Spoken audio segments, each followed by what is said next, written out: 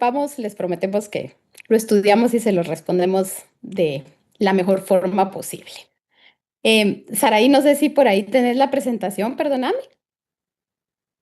Hola, hola, sí, ahorita la Gracias, proyecto. gracias.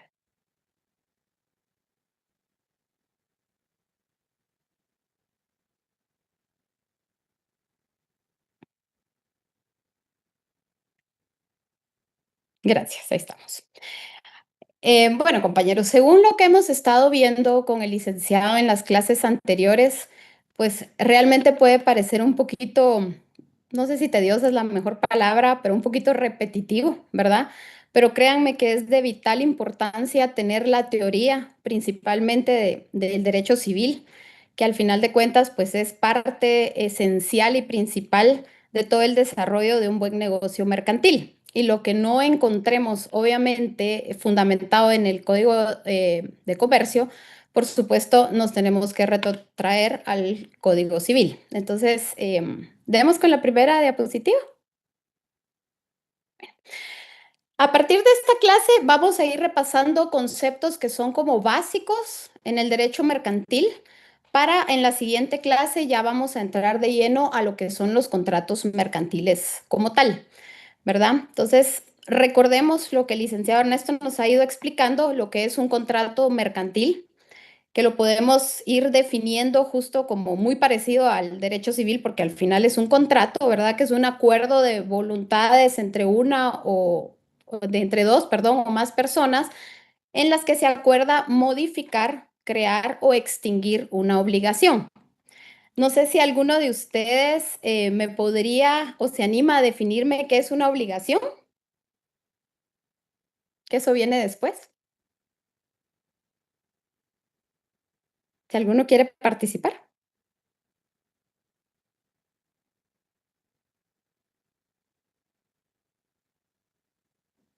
¿Cuál fue tu Nadie. pregunta? ¿Quién se anima a definir qué es una obligación? Podría definirse como ya un vínculo legal entre dos personas. Ajá. Es un vínculo que existe entre dos personas. Em, no sé si es donde hay una persona acreedor o deudor, creo yo, y que una puede exigirle a la otra el pago de la misma para que pueda extinguirse. Exactamente eso es. Saraí, dale a la siguiente, perdóname. Si bien es justamente lo que ambos dijeron, que es un vínculo jurídico que existe entre dos personas, en la que una es llamada acreedor y la otra es llamada deudora. Conforme vayamos avanzando en toda la teoría de los contratos, es de suma importancia que todos tengamos claros en cada uno de los contratos los elementos personales, los reales y los formales. ¿Por qué? Los elementos personales nos van a permitir identificar quiénes son las personas que van a participar en el contrato. Y eso nos va a facilitar enormemente poder identificar las partes esenciales del contrato. El elemento real, a ver, ¿quién se anima a decirme qué es el elemento real en un contrato? Lo que está establecido en el documento que firman ambas partes. Al uno que está calificado para exigirlo y la otra parte que se compromete a cumplirlo. Ajá. En un ¿Alguien contrato. más?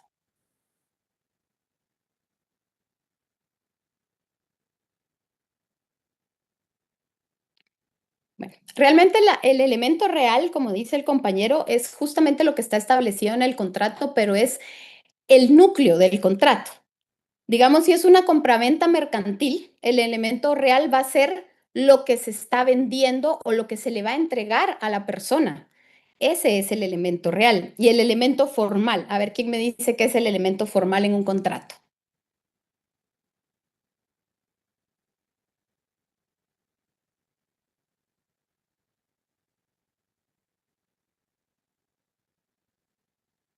¿No? Ya sería como el cuerpo del contrato como tal, en la forma en que se está escribiendo el contrato, podría ser.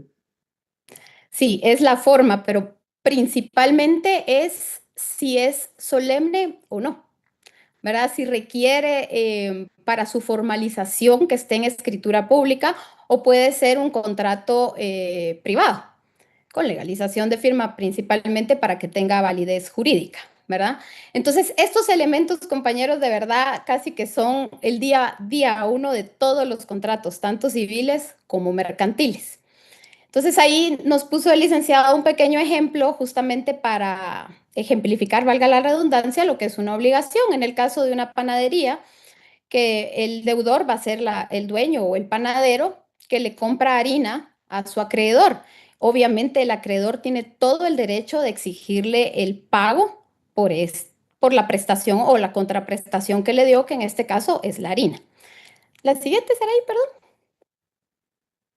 Aquí ya lo tenemos más definido o aterrizado a lo que es en sí en el derecho mercantil. Es el vínculo jurídico entre un deudor y un acreedor, pero al menos uno de ellos debe de ser comerciante. Esto es básico en el derecho mercantil y por eso también dentro de los primeros 5 artículos de nuestro Código de Comercio tenemos como que la base general de todo lo que se va a tratar el código. Y dentro del artículo 5 justamente está lo que es un negocio mixto, ¿verdad? Porque si alguna de las partes, o ninguna de las partes, mejor dicho, no es comerciante, entonces el contrato no va a ser un contrato mercantil, sino que va a ser un contrato de otra naturaleza, muy posiblemente civil. Entonces, el artículo 5 también es sumamente importante que lo tengamos en nuestra mente. A ver, ¿alguien se acuerda de lo que mencionó el licenciado, que son las fuentes de la obligación?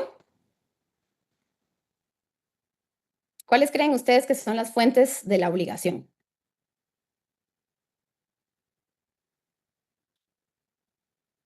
Sí nos lo mencionó él en la clase pasada,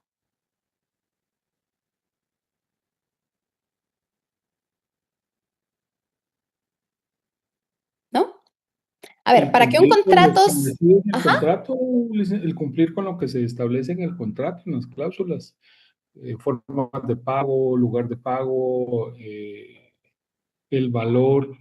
sí, digamos que esas son más como las estipulaciones per se dentro del contrato, pero la fuente de la obligación, ¿qué debe cumplir? Digamos, se las voy a poner de otra forma. Para Una que el contrato transacción. sea válido, ¿qué es esencial? Esas son las fuentes de la obligación. La Por declaración de ejemplo, la voluntad, sí, y que el hecho sea lícito, que sea posible, Capacidad y y consentimiento. capacidad y consentimiento también, ¿verdad? Así es. Pero lo principalmente es el negocio jurídico, que es el acuerdo de voluntades, ¿verdad? Los actos lícitos, ¿verdad? Pueden ser actos y hechos lícitos. Esas son las fuentes de las obligaciones, ¿verdad? Dentro de, a ver, ¿alguien tiene su código civil a la mano que me pudiera leer el artículo 1319?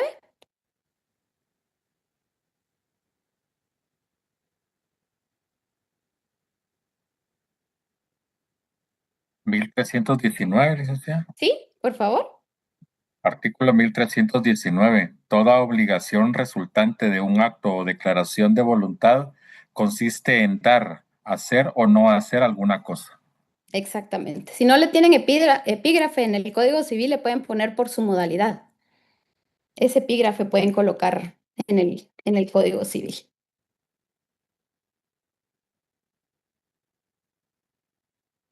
Ok, entonces nos vamos a los principios rectores del derecho mercantil. Si alguien sería tan amable de leerme el artículo 669, por favor. ¿Del Código Civil? No, del Código de Comercio, perdón. Aquí sí ya nos vamos al Código de Comercio. Ahorita ya vamos a empezar a dejar un poquito relegado el Código Civil. 669. Correcto. Artículo 669. Principios filosóficos. Las obligaciones y contratos mercantiles se interpretarán, ejecutarán y cumplirán de conformidad con los principios de verdad sabida, y buena fe guardada, a manera de conservar y proteger las rectas y honorables intenciones y deseos de los contratantes, sin limitar con interpretación arbitraria sus efectos naturales. Perfecto. ¿Alguien más que me pudiera leer el artículo 671?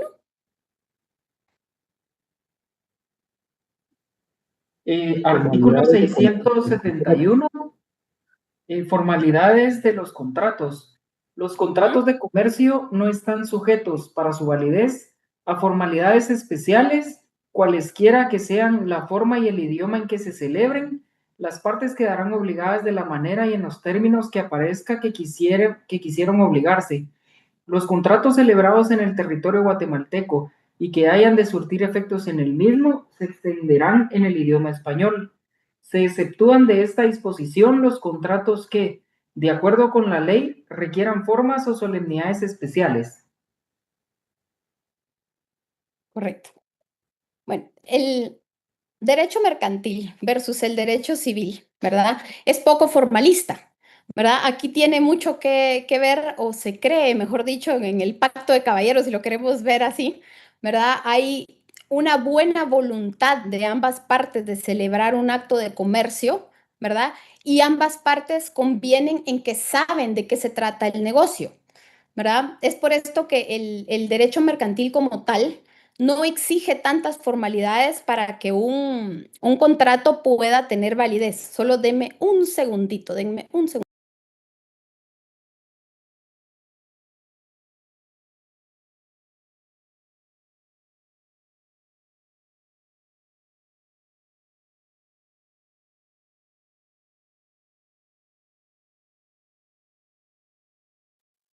Perdonen ustedes. Entonces, como les decía, es poco formalista. ¿Por qué? Porque ¿qué es lo que busca el derecho mercantil en su trasfondo, ya enfocado en esta parte?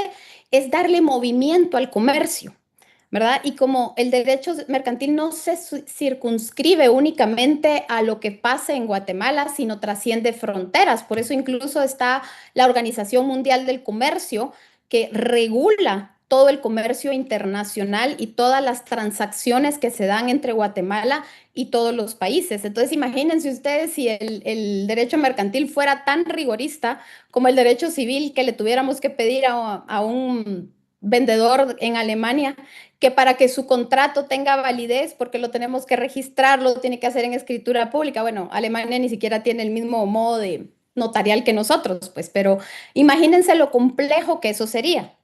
Hay muchos actos de comercio que se dan todos los días, ¿verdad? Que no necesitan una escritura pública como tal. Es más, cada uno cuando va a una tienda a comprar, a Walmart, nosotros estamos ejerciendo el comercio en ese momento. Y ustedes lo único que reciben es la factura por la compra que hicieron. No reciben un contrato formal como tal para que su compra tenga validez. Y en el momento en que ustedes quieran ir a hacer algún cambio, pues no necesitan validar el contrato, simple y sencillamente llevan la copia de la factura. ¿Por qué? Porque eso le da movilidad al comercio, que esa es parte de lo que busca el derecho mercantil. Y por esto estos principios rectores, que aunque parezcan repetitivos, de verdad son funcionales, porque uno realmente facciona o hace contratos conforme lo que se pacta con la parte que ya tanto el acreedor como el deudor, por decírselo así. Dale a la siguiente, Saray, por favor.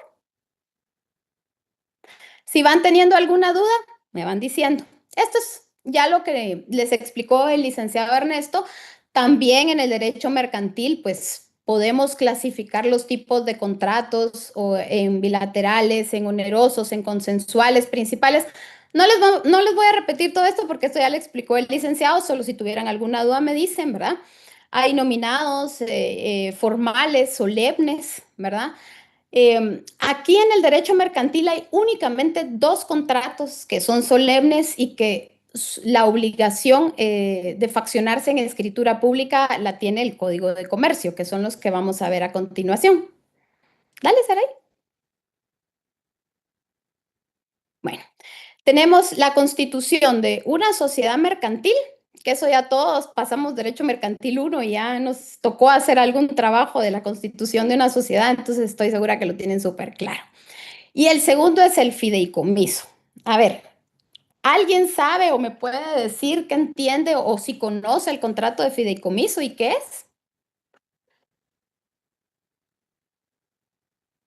Es la administración de bienes por medio de un fideicomandatario, creo que sí es el nombre. Fiduciario es. fiduciario que administra los bienes de una entidad o una persona y que no son sujetos a una... ay, es la forma más segura de tener los bienes para que no se los puedan, ay, se me va la palabra técnica, pero que no se los puedan, ay, pues quitar. No me Ok, acuerdo la ok. palabra técnica. Sí, realmente es un contrato típico mercantil y aquí es donde les digo que es sumamente importante conocer los elementos personales de cada tipo de contrato para que cuando a uno o ya estén en el ejercicio de la profesión, llegan a un banco o llegan con un cliente y les dicen, miren, licenciado o licenciada, yo quiero someter este bien a un fideicomiso. Entonces quiero que yo voy a ser el fideicomitente, mis hijos van a ser los comisarios, perdón, y el banco es el fiduciario. En el caso de Guatemala, únicamente las entidades bancarias pueden ser fiduciarios, perdón, de un fideicomiso. Por ejemplo, podemos tener el fideicomiso se utiliza bastante en el tema inmobiliario en Guatemala, que una desarrolladora de proyectos somete el terreno donde está construyendo las viviendas o el edificio como tal, lo somete a un fideicomiso en el banco. ¿Por qué? Porque entonces el banco le va a ir administrando ese terreno. Entonces, cada vez que el desarrollador vende una vivienda, le tiene que avisar al banco, el banco libera la porción del terreno y de esa manera el banco pues va teniendo el control de los gastos que se van teniendo en el desarrollo del proyecto inmobiliario y por su lado el desarrollador pues tiene la tranquilidad de que tiene un administrador bancario y que sus ganancias están bien cuidadas. De otra forma, también lo hacen en un negocio jurídico como en el testamento. Hay padres que, como les comentaba la clase anterior, prevén que les puede pasar algo y pues quieren dejar a su familia asegurados. Entonces, podrían meter ciertos bienes a un fideicomiso. Por ejemplo, que un padre fuera dueño de un edificio, por decirles algo. Entonces, él somete el edificio al fideicomiso y pide que el banco se lo administre con todas las rentas y que a sus hijas o a sus hijos les entregue el beneficio de las rentas cuando ellos tengan 25 años o cumplan a ciertos lineamientos que el padre haya dejado establecido. Entonces, sí es una figura de suma importancia en Guatemala, créanme. El INDE trabaja también con muchos fideicomisos para poder ejecutar los proyectos de electrificación de Guatemala de mejor manera. Entonces, pues no vamos a entrar a fondo hoy a lo que es el fideicomiso, pero sí es una parte importante de lo que vamos a ir viendo en el desarrollo de todo el curso. Dale, Saray. Pero Linda, el término técnico era que no son embargables esos bienes. Los del fideicomiso. Sí, No, porque ya los va a tener sometidos al banco. El no por banco, eso, digámoslo por así, eso es como el dueño por un tiempo. Ujú. es una modalidad para no ser embargables por deuda o Ah, cualquier sí, otra correcto. situación. De hecho, para ser sometidos al fideicomiso tienen que estar libres de gravamen. Si no, el banco no se los va a aceptar. Sí, Y si claro, por eso. tuvieran algún gravamen, pues hay que garantizar el gravamen como tal, pero generalmente van libres de gravamen. Sí, pero a futuro no son embargables por alguna deuda de tarjeta Exactamente. de crédito, una Sí, deuda no son extra. embargables. Así es, no Por son eso la embargables. seguridad del fideicomiso. Así es. Y como les digo, es un contrato sumamente importante en Guatemala y por eso le vamos a poner un poquito de énfasis en el desarrollo del curso y vamos a tratar de desarrollarlo de la mejor manera posible. ¿Alguien tiene alguna otra duda? Perdón. ¿O vamos claros hasta acá? ¿Sí? Bueno, como toda regla tiene su excepción. En el caso de las sociedades, si ustedes recuerdan, la excepción a la solemnidad es la sociedad de emprendimiento, ¿verdad? Esta es un poco nueva, si no estoy mal. Ah, sí, en la reforma del 2018 fue o formó parte, empezó a formar parte del Código de Comercio, ¿verdad? y salvo que el comerciante o la persona, porque esta sociedad, a pesar de que es una sociedad, recordemos que la puede constituir una sola persona, ¿verdad? Entonces pareciera como ilógico que le hayan puesto sociedad porque una sola persona puede constituir una sociedad de emprendimiento, salvo que la persona, pues que en el emprendimiento le haya ido bien y quiera migrar a otro tipo de sociedad mercantil, pues entonces ya tendrá que cumplir con ciertos lineamientos y requerimientos en el registro mercantil y pues definitivamente en esa migración sí va a tener que faccionar una escritura pública por el cambio de tipo de sociedad. Vamos a la siguiente. Ay, perdón. Regresame. También el fideicomiso, creo que no lo dice, pero el fideicomiso también tiene una excepción a la solemnidad, que es el fideicomiso de inversión, que lo vamos a ver más adelante, pero también el fideicomiso tiene su excepción. Ahora sí, dale. Bueno, aquí entramos a los puntos medulares del derecho mercantil, la solidaridad de los deudores. Expresa, no sé si alguien me puede leer el artículo 674, perdónenme, pero aquí tengo mi código, entonces ando viendo. El artículo 674, por favor. Artículo 674.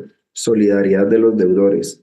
En las obligaciones mercantiles, los codeudores serán solidarios, salvo pacto expreso en contrario.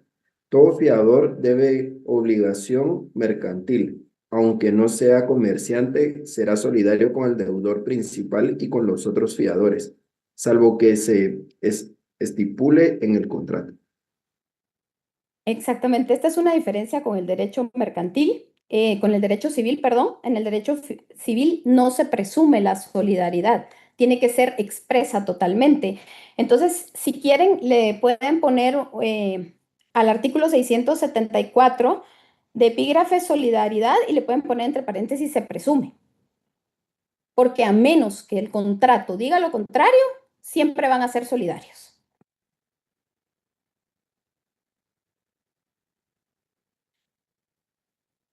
Aquí nos puso un ejemplo el licenciado de que si hay socios que compran mercadería a crédito en conjunto y no estipulan dentro del contrato que no hay una solidaridad de los deudores como tal, pues obviamente el acreedor puede accionar con cualquiera de los dos y pues ya después ya verá uno de los deudores si repite en contra del otro o ve cómo se pone de acuerdo con él, ¿verdad? Pero esto es una de las diferencias básicas que tiene el derecho mercantil con el derecho civil. La siguiente.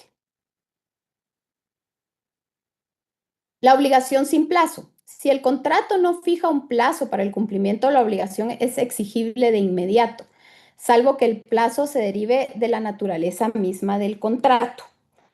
Entonces, no sé si alguien me puede leer el artículo 675, que ahí es donde se estipula la obligación sin plazo, por favor.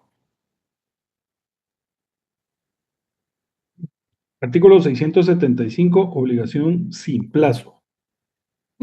Son exigibles inmediatamente las obligaciones para cuyo cumplimiento no se hubiere fijado un término en el contrato, salvo que el plazo sea consecuencia de la propia naturaleza de este. Correcto. Normalmente en casi todos los contratos existe la cláusula o el punto, depende si es un contrato privado, y generalmente se le pone el plazo. ¿Por qué? Porque las partes se guardan o se cuidan de precisamente tener algún malentendido por no haber establecido el plazo de la obligación. Porque digamos a una persona que funge como acreedor, por supuesto que le va a interesar saber cuándo va a tener la retribución del contrato que está firmando. Entonces, es salvo que se les olvide a las personas que están firmando el contrato o faccionando, si fuera en el caso de un notario, pues este es el artículo que entraría en vigor, digamos, si hubiera alguna controversia entre las partes. La siguiente, Saray. La prórroga. ¿Alguien que me pudiera leer el artículo 676? Artículo 676. Prórroga. En las obligaciones y contratos mercantiles, Toda prórroga debe ser expresa. Ok. ¿Será que me puedes leer el ejemplo que puso ahí, Eli, por favor? Dice, un comprador pide más tiempo para pagar una factura vencida. Si el proveedor simplemente no reclama por unas semanas, eso no constituye una prórroga válida. Se necesita un acuerdo expreso que amplíe el plazo. Ok. ¿Por qué creen ustedes que no sería válido en el ejemplo que puso el licenciado de que, digamos que yo soy el acreedor y a mí estaba tan ocupada que se me olvidó cobrarle al deudor? ¿Qué creen ustedes? A ver, Luis Fernando será el deudor. Vamos a tomar solo es el ejemplo, ¿eh? ¿Qué creen ustedes? ¿Por qué no es como tácita esa prórroga en el derecho mercantil?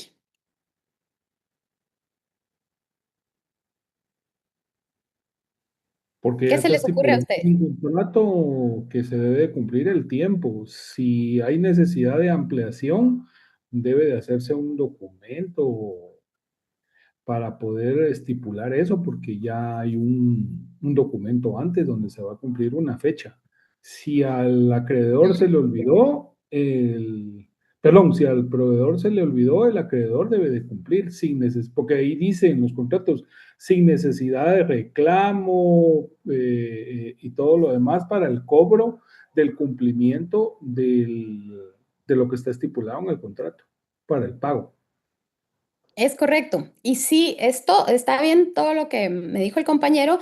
Y la esencia es porque automáticamente en el derecho mercantil se puede ejercer lo que es la mora, que lo vamos a ver en la siguiente diapositiva, versus que en el derecho civil la mora no es automática. La mora en el derecho civil se tiene que declarar. En cambio, si no hubiera un convenio entre las partes en el derecho mercantil, de decir, mire, me atrasé, en el caso de la factura, con el ejemplo que puso el me puede dar 2 semanas más para el pago y la parte acreedora accede, ¿verdad? Los adornos Caería, para poner en las mesas. ¿cómo, perdón? La piñata.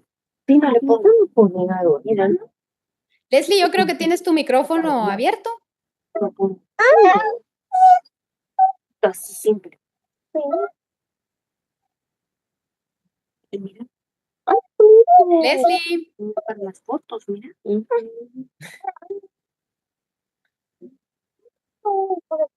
¿alguien si conoce a la compañera que le pueda decir que tiene micrófono abierto, por favor? Mira, dicen ahí. Ahí está. Ya estábamos subiendo las fotos de la piñata y todo, pero no nos van a invitar, entonces ni modo. Esa es la gran diferencia, ¿verdad? Que la mora en derecho civil tiene que haber una declaración judicial para que el deudor pueda ejercerla. En el derecho mercantil es automática. Entonces, por eso es muy importante que los comerciantes la tengan clara. Entonces, vamos a leer el artículo 677. ¿Quién me ayuda con el 677, perdón? Artículo 677, mora. En las obligaciones y contratos mercantiles se incurre en mora, sin necesidad de requerimiento, desde el día siguiente a aquel en que se venzan o sean exigibles. Se exceptúan de lo dispuesto en el artículo los títulos de crédito y las obligaciones y contratos en que expresamente se haya pactado lo contrario. Ok, y alguien que tuviera a la mano el Código Civil y pudiera leer el artículo 1428, si gustan lo pueden relacionar solo para que tengan la diferencia entre el derecho civil y el derecho mercantil, pero el 1428 del Código Civil, alguien que me lo pudiera leer, por favor. Artículo, Justo, licenciado. Dale, compañero. Gracias, Hugo.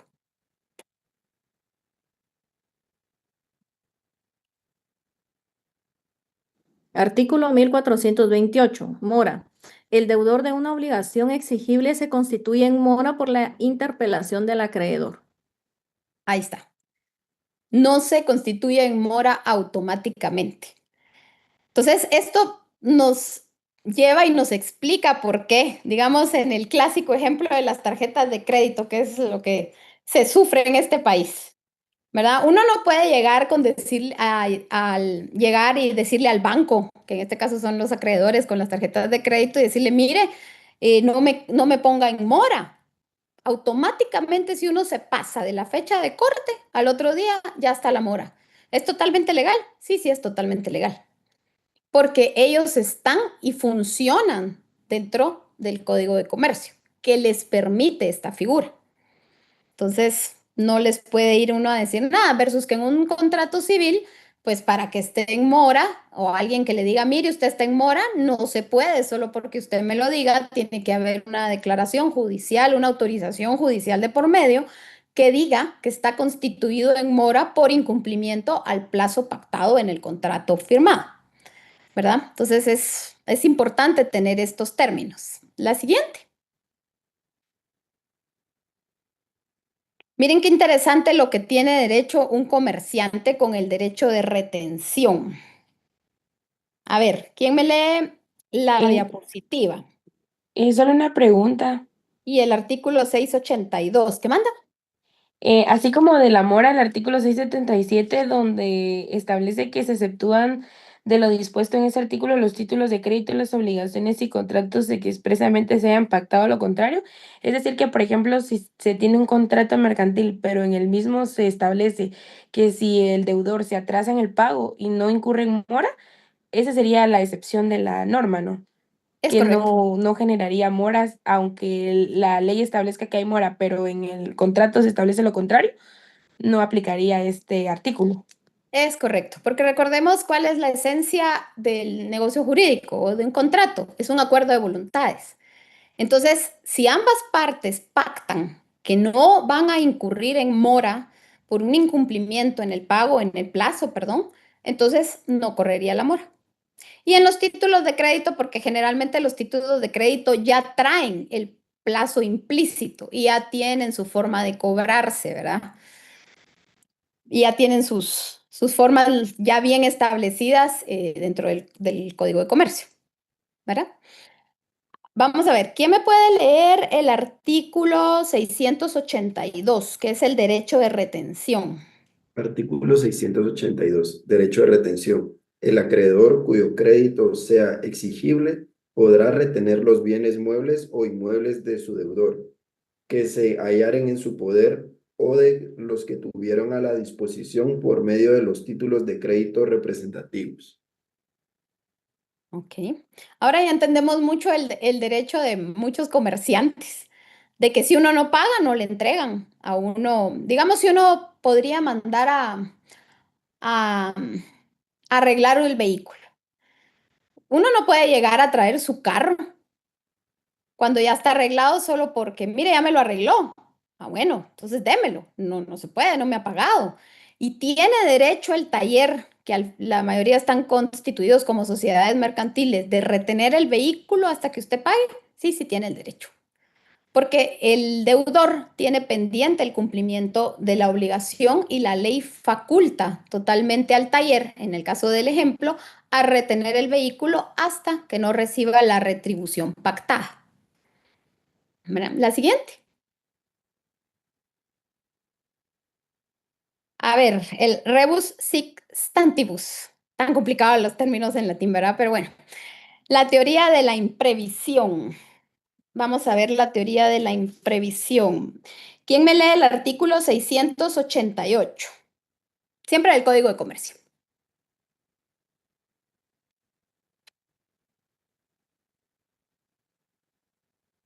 688, dijo.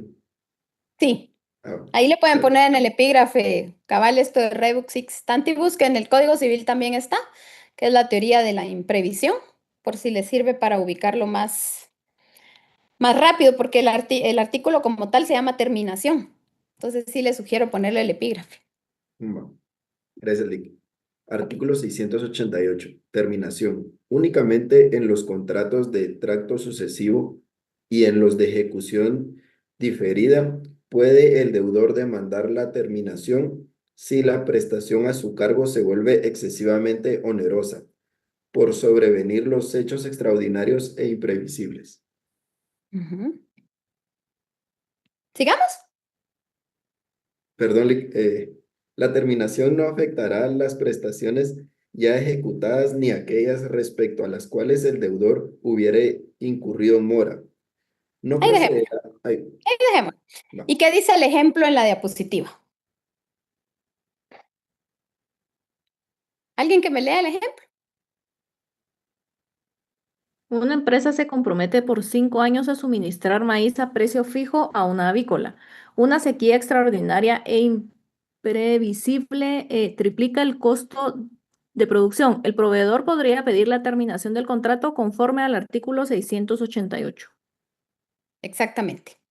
Ahí, salvo que hayan cláusulas, porque siempre hay cláusulas de penalización en los contratos, pues la parte afectada puede hacer valer este artículo. Y a pesar de las cláusulas de penalización, muchas veces dentro de ellas establecen que si son por causa de fuerza mayor, una de las partes puede dar por terminado el contrato.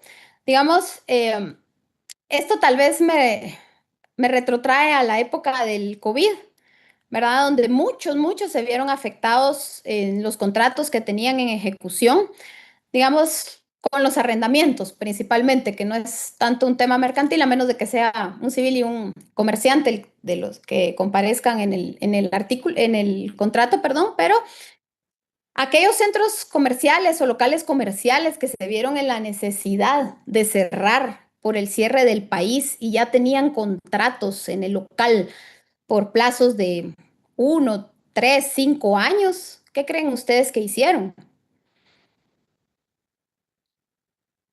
Muchos hicieron Renegociar el valer contrato. este beneficio que también está establecido dentro del derecho de obligaciones en el Código Civil y también les dio la potestad para renegociar los plazos de los contratos, incluso renegociar las rentas. Porque si este tipo de cláusulas o este tipo de estipulaciones no estuvieran dentro de los códigos, imagínense, el acreedor le diría, mire, que lo siento, ¿verdad? Cerraron el país, pero usted tenía un contrato, entonces lo tiene que cumplir. Entonces, esa Listo. es la parte importante que tenemos que conocer la ley para poder ayudar a nuestros clientes en el futuro. A ver, ¿alguien tenía una consulta?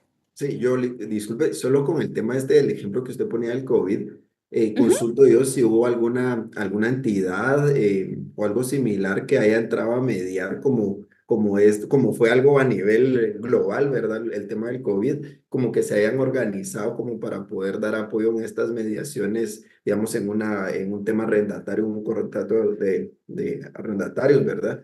O no sé, consulto yo. Pues que haya habido una entidad que se haya dedicado a eso, lo desconozco, pero siempre tenemos el centro de mediación, que es parte del organismo judicial y que dentro de sus potestades sí está poder sentar y negociar los contratos, ¿verdad? La gente puede acudir a ellos y citan a la contraparte y pues lo sientan en una mesa y existe ese tipo de negociación. Ahora, si ya se dedicaron a eso en el COVID, sí lo desconozco honestamente. ¿Verdad? Muchas gracias. Con gusto. La siguiente, Saray, si me haces favor. A ver, ¿alguien había oído el término anatocismo?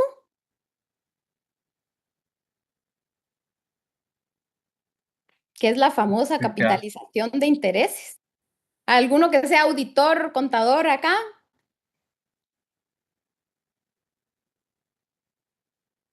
¿No? Bueno, este término principalmente tuvo su auge con la famosa ley de tarjetas de crédito, que es el decreto 2-2024. Porque ¿qué hacían? Me voy a agarrar de ese ejemplo para que nos sea más fácil comprenderlo. ¿Qué hacían los bancos con las tarjetas de crédito? No pagaba un mes y se me juntaba la cuota y entonces caía el interés. El otro mes tampoco podía pagar, entonces sobre la cuota ya con interés volvían a calcular el interés. Y esto es totalmente válido dentro del derecho mercantil. Y por eso fue tan importante que saliera esta ley de tarjeta de crédito, porque eso sí le dijo a los bancos, mire, señores, o sea, ya no. O sea, ustedes no pueden capitalizar los intereses. Entonces ahora los bancos no pueden cobrar interés sobre interés, que era lo que volvía las deudas casi que impagables para las personas, ¿verdad? Y, pero de lo contrario, si no es dentro de la tarjeta de crédito, están autorizados para capitalizar los intereses, los bancos si lo quieren ver así. O cualquier contrato mercantil. Podría irse y decir, mire, la capitalización de intereses está permitida en el derecho mercantil. ¿Verdad? No sé si tienen alguna duda. Lick, como un caso más puntual donde se puede aplicar esto en el derecho mercantil. Aparte de las tarjetas de crédito, Sí, tal vez yo lo he en eso visto, importante. yo lo he visto en el cobro de las cuotas de administración en algunos condominios. En las cuotas de mantenimiento, perdón, cuando los condóminos se atrasan en cuotas de mantenimiento, hay administraciones de condominios que capitalizan los intereses, que van cobrando intereses y al otro mes el interés sobre el interés. Entonces también se vuelven cuentas bastante difíciles de pagar para los condominios cuando tienen algún atraso en el tema del pago del mantenimiento. Ahí lo he visto yo. Y digamos, en este caso, ¿a dónde podría escalar esta deuda impagable dentro del tema del pago del mantenimiento? A la DIACO. Los casos que yo vi se iban a la DIACO. Entonces, obviamente, de las principales etapas de la DIACO es reunir a las partes y tratar de conciliar. Y no sé si ustedes tienen conocimiento, pero las multas que se manejan en la DIACO son bien altas. Las llaman como UMAS, que son unidades métricas, algo así se llama, pero las otras son UMAS, ¿verdad? Y si multan a alguien con una UMA, las UMAS son 70 salarios mínimos. Entonces, créanme que las empresas sí se cuidan de la DIACO y a veces tenemos que la percepción que la DIACO no funciona, pero sí funciona. Yo conozco empresas principalmente del área inmobiliaria porque yo ahí tuve la oportunidad de desarrollarme mucho tiempo, entonces conozco el sector bastante, que la DIACO hasta les embargó cuentas por no cumplir con algunos lineamientos o pagos a los consumidores, ¿verdad? Cuando un consumidor se veía afectado. Entonces, ¿con quién se puede ir uno? Con la DIACO. Porque a pesar de que esto sea algo que es legal, digámoslo así, pues es casi como un pacto leonino, ¿verdad? Porque ¿qué le queda a uno? Aceptar, y si uno no tiene la capacidad de pago, pero como parte del comercio es la buena fe, ¿verdad? Uno puede ir a decir, mire, yo tengo, o sea, quiero pagar, pero ya llega un punto donde ya no puedo pagar porque los intereses se han ido para arriba.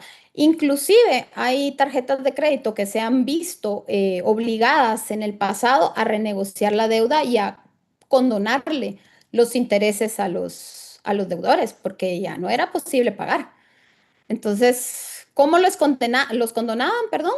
Bajando la capitalización de intereses. Y entonces ahí hacían pactos de pago con las personas y entonces ya las personas pues podían ir saliendo de esas deudas, ¿verdad? Que prácticamente eran impagables por esta capitalización de intereses.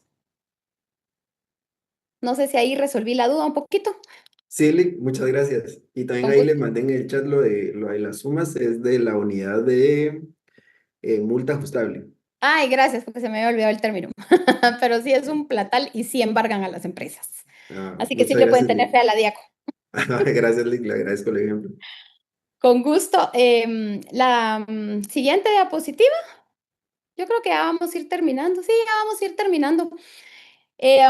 Pues miren, compañeros, dentro del plan, como lo tenemos visto con Saraí, con el licenciado, ¿verdad? Aparte de que vamos a ir a partir de la siguiente clase ya entrando per se a los contratos mercantiles como tal, ¿verdad? También vamos a abordar un tema que generalmente no se aborda en el derecho mercantil y que es de suma importancia, como lo son los auxiliares de comercio. ¿Alguno de ustedes, no sé si tiene alguna idea de lo que son los auxiliares de comercio? Esto no está en la presentación, pero sí va a estar en una presentación más adelante, oigan, así que no tengan pena. Pero si alguien se anima y me puede decir qué entiende por auxiliar de comercio. Son las personas que están nombradas por la empresa para poder administrar una parte o total de, ya sea de la administración operativa o administración de la misma empresa, que son nombrados por un administrador general o por la junta directiva de la empresa, Sí, que están perfecto. registrados en el registro mercantil, que tienen que tener su respectivo, pues ya sea nombramiento, y sale la respectiva, pues valga la redundancia, el nombramiento legal por el registro mercantil para que puedan operar sobre lo que haya dispuesto la junta directiva o el administrador general. Correcto. Ahí estamos hablando del auxiliar de comercio dependiente. Que son personas o son sujetos que realmente coadyuvan con la realización del comercio junto con el comerciante principal, lo ayudan, por decirlo así, lo colaboran. Eso lo van a encontrar toda la teoría del artículo 263 al 331 del Código de Comercio.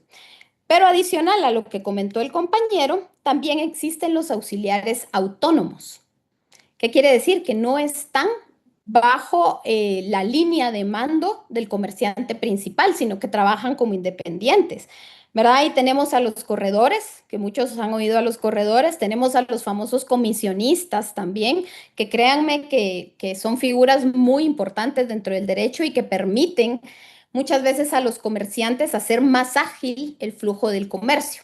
Entonces va a ser parte también de lo que vamos a ir viendo en el desarrollo del curso. Y no sé si tienen alguna duda en los que les pueda colaborar.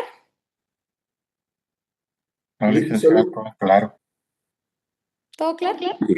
Buenas noches, licenciada. Yo sí tengo una duda con respecto, tal vez me estoy adelantando, pero por ejemplo en un contrato de servicios, voy a poner un ejemplo, se dedica la persona a pintar casas y cobra, ¿qué le digo yo? 50 quetzales el metro cuadrado y le firma por 2 años, ¿sí? El contrato de servicio. Pero resulta que ahora con este tema del incremento de combustible y todo eso va pues incrementando costos, ya no le es viable mantener estos costos, ya este tipo de servicio ya pactado. Hablando con el encargado como tal, le dice, mire, renegociemos, pero la otra contraparte o la persona que le presta le dice, mira, vos me firmaste por 50 quetzales por 2 años y se tiene que mantener. Ahora bien, en otro similar de ese le dice, mira, por 2 años se va a mantener, pero sujeto al incremento de costo de combustible, al incremento de la... hay otro nombre. Bueno, tiene que De ver los con... insumos, digámoslo así, ¿no? Sí, de los insumos, sí, para no estar. Bueno, entonces le dice, bueno, mira, si me vas a mantener en exclusividad, me vas a prestar solamente a mí, con 50 quetzales, pero al año vamos a renegociar el precio de lo que me prestas. Entonces, en la primera parte, no sé si me comprendió, Sí. ¿hay algún adjunto o donde dice, mira, sí, ya no te voy a mantener en 50, sino ahora vamos a pactar en 60, por así decirlo? Aunque se ha hecho la primera parte por 2 años a 50. ¿Eso entra o no entra o está dentro de las cláusulas que se estipularon al momento de hacer el convenio de este tipo de servicio? Está interesante el caso y normalmente en los contratos se prevé ese tipo de situaciones. Digamos, en el caso que no se hubiera previsto, podemos irnos con la figura del rebus sixtantibus, ¿verdad? Que es la teoría de la imprevisión, ¿verdad? Él puede acogerse a esa norma y decir, mire, ya no me es rentable, ¿verdad? O sea, no me va a... Porque si bien hay una obligación de hacer, ¿verdad? Y puede ser un contrato por obra determinada, ¿verdad? Ya no le es factible hacer. Entonces, aunque la parte contratante, digámoslo así, lo quiera ejecutar, pues la persona tiene toda la de ley para decir, mire, ya no me es rentable, ¿verdad? Pero normalmente en los contratos, digamos así, de obra, que también en el desarrollo inmobiliario se ven mucho, es raro que los firmen por largo plazo. Y si los firman por largo plazo, ya los sujetan, digamos, a la variación incluso del dólar, hasta el cambio del dólar lo sujetan, ¿verdad? ¿Por qué? Porque también incide en el cambio en los precios de los insumos o de las materias primas. Entonces, generalmente ambas partes se salvaguardan. La parte que contrata pone las cláusulas de penalización y la parte que está ofreciendo sus servicios pone cláusulas previsoras, por decirlo así, donde dice, mire, si el diésel sufre un incremento del tanto por ciento, entonces vamos a renegociar esta parte, o si el dólar ya sube del 8, también nos vamos a tener obligados a subir en un cierto porcentaje el contrato. Entonces, generalmente así lo manejan. No sé si por ahí pude responder un poquito la consulta. Sí, ahí sí me respondió y me amplió un poco con un tema que estamos viendo en la empresa donde estoy, pero sí, gracias. Con gusto. Sí, tómale cuenta el dólar porque lo toman mucho en cuenta. Gracias. Bueno, compañeros, ¿tendrá alguien más alguna duda? Porque ya estamos a unos minutos de la siguiente clase. ¿No? Bueno, pues para mí ha sido un gusto compartir con ustedes esta hora y cualquier cosa siempre estamos para servirles y esperamos verlos el miércoles ya aquí con el licenciado. Ya entramos de lleno a los contratos para que ya no sientan clase de Derecho Civil. Así que les deseo a todos una feliz noche, que descansen y ha sido un gusto compartir con ustedes. Noches, Feliz noche. Adiós, cuídense. Gracias, licenciada. Feliz noche. Feliz noche. Adiós.